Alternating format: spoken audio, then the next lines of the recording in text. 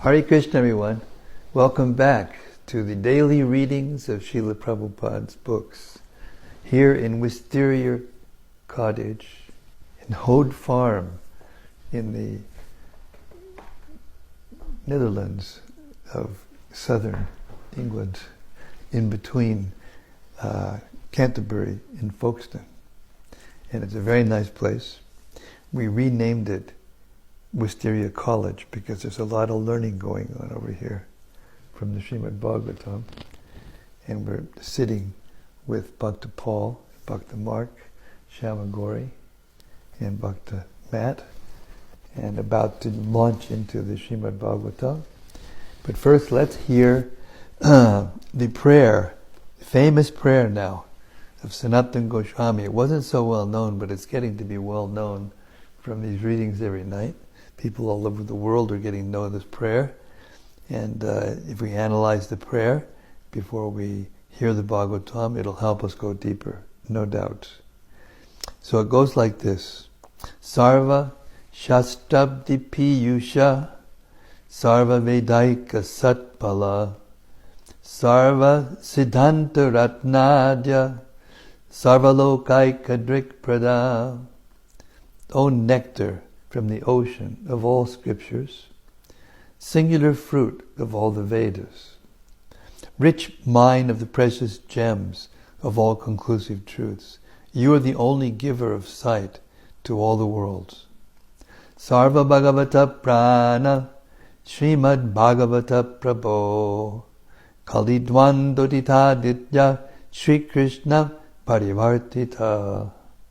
O life air of all the Supreme Lord's devotees, O Master, Srimad-Bhagavatam, you are the sun risen in the darkness of Kali. You are the exact image of Sri Krishna. Paramananda Pataya Prema Varshaksharayate Sarvada Sarvasevyaya Sri Krishnaya Namostume. I bow down to you, who is supremely blissful to read. Your every syllable pours down a flood of prema. You can always be served by everyone. You are Sri Krishna himself. Madeka Bando Matsangin Madguro Man Mahadana Mannishtadagamadvagya Madananda Namostute. My only friend, my constant companion, my spiritual master, my great wealth, my savior, my good fortune, my source of ecstasy. I bow down to you. Asadu, saduta dayin, adini chochata kada, hanamun chakada chinmam, premna rit kantayospura. O bestower of saintliness to the unsaintly, O exalter of the most fallen, please never leave me. Always appear in my heart and my voice with pure love. Om Namo Bhagavate Vasudevaya. Om Namo Bhagavate Vasudevaya. Om Namo Bhagavate Vasudevaya.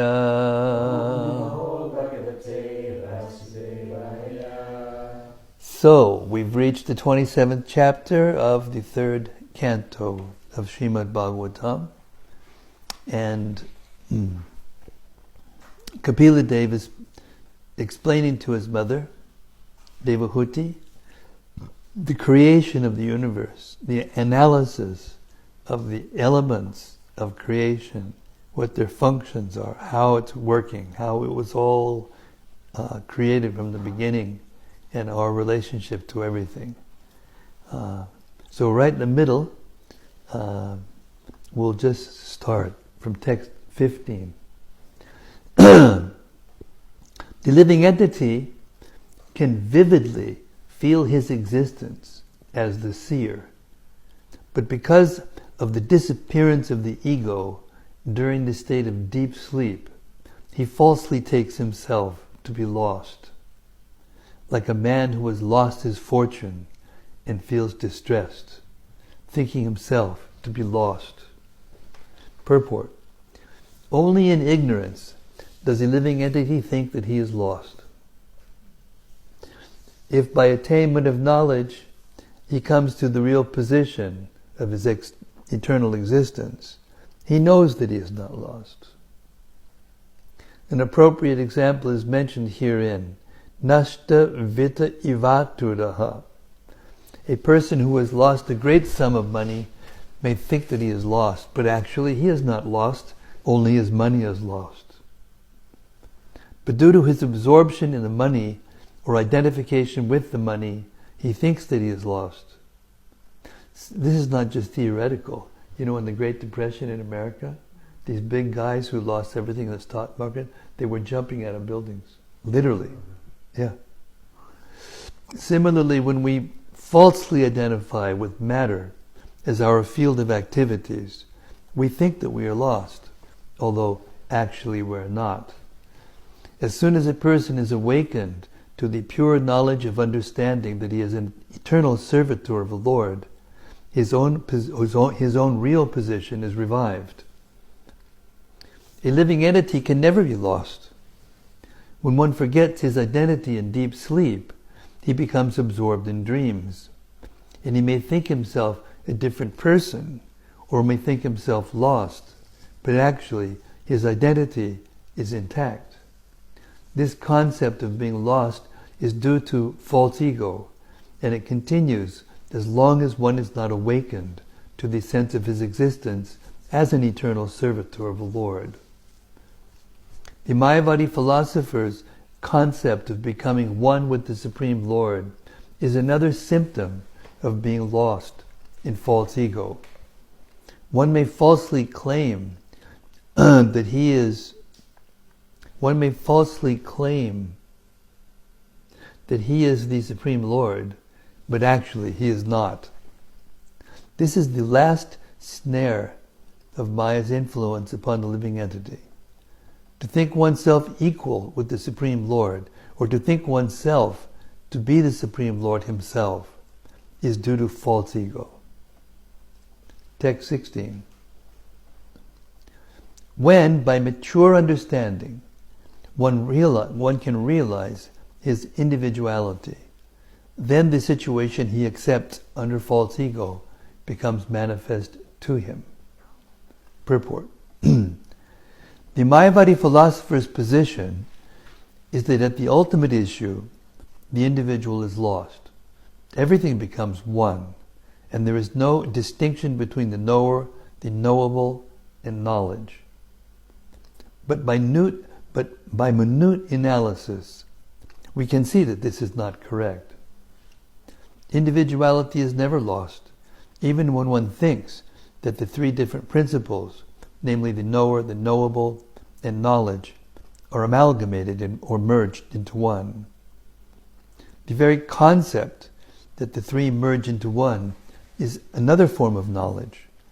And since the perceiver of the knowledge still exists, how can one say that the knower, knowledge, and knowledge and knowable have become one? The individual soul who is perceiving this knowledge still remains an individual, both in material existence and in spiritual existence. The individuality continues. The only difference is in the quality of the identity. In the material identity, the false ego acts, and because of false identification, one takes things to be different from what they actually are. That is the basic principle of conditional life. Similarly, when the false ego is purified, one takes everything in the right perspective. That is the state of liberation. It is stated in the Ishopanishad that everything belongs to the Lord. Ishavashamidam sarvam. Everything exists on the energy of the Supreme Lord. This is also confirmed in Bhagavad Gita. Because everything is produced of his energy and exists on his energy, the energy is not different from him. But still, the Lord declares, I am not there. When one clearly understands one's constitutional position, everything becomes manifest. False egoistic acceptance of things conditions one, whereas acceptance of things as they are makes one liberated. The example given in the previous verse is applicable here. Due to absorption in one's identity in his money, when the money is lost, he thinks that he is also lost. But actually, he is not identical with the money, nor does the money belong to him. When the actual situation is revealed, we understand that the money does not belong to any individual person or living entity, nor it is produced by man.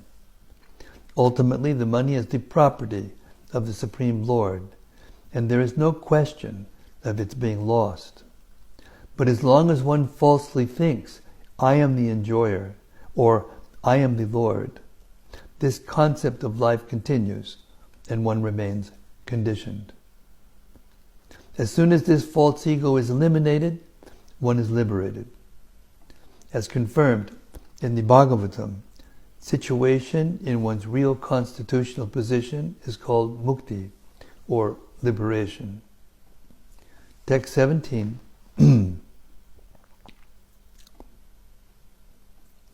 Sri Devahuti inquired, My dear Brahmana, does material nature ever give release to the spirit soul?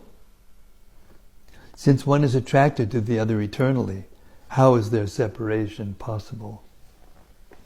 Purport.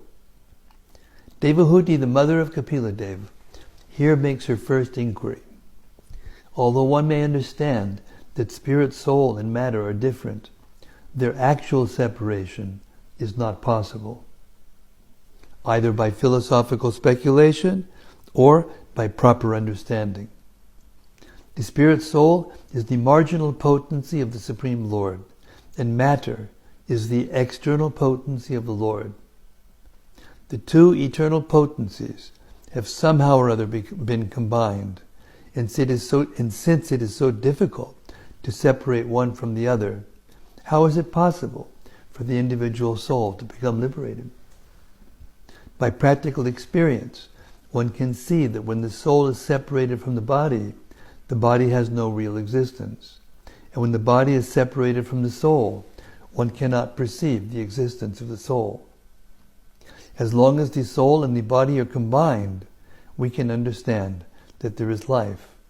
But when they are separated, there is no manifested existence of the body or the soul. This question, asked by Devahuti of Kapila Deva, is more or less impelled by the philosophy of voidism. The voidists say that consciousness is a product of a combination of matter, and that as soon as the consciousness is gone, the material combination dissolves, and therefore there is ultimately nothing but voidness. This absence of consciousness is called nirvana in Mayavad philosophy. I'm getting word that people aren't seeing the feed for some reason. Why are you worried about that? Well, Rati Manjari says she's not seeing it. So, I'm not seeing it either. So I'm going to change it over. Stop it. Okay, sure. But it looks like we're recording. Does says live.